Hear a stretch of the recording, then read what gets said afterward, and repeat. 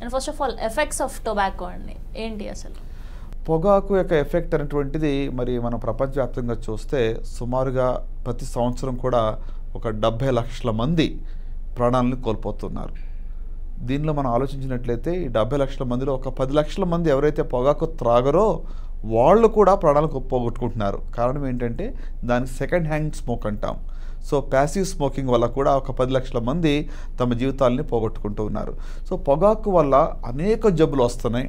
ప్రత్యేకంగా గుండె జబ్బులు కావచ్చు, క్యాన్సర్ కావచ్చు, అది కాకుండా మరి ఇంకా మానసిక సమస్యలు కావచ్చు, ఇన్ఫర్టిలిటీ కావచ్చు, ఇలాంటి అనేక సమస్యలు ఉన్నాయి. కానీ అన్నిటికంటే ముఖ్యంగా ఈరోజు నేను చెప్పవలసిన విషయం ఏమిటంటే పొగాకు తాగటం వల్ల క్యాన్సర్ అనేటువంటి యొక్క జబ్బుకు ఒక ప్రాముఖ్యమైన కారణము పొగాకు త్రాగటము, పొగాకు నవలటము.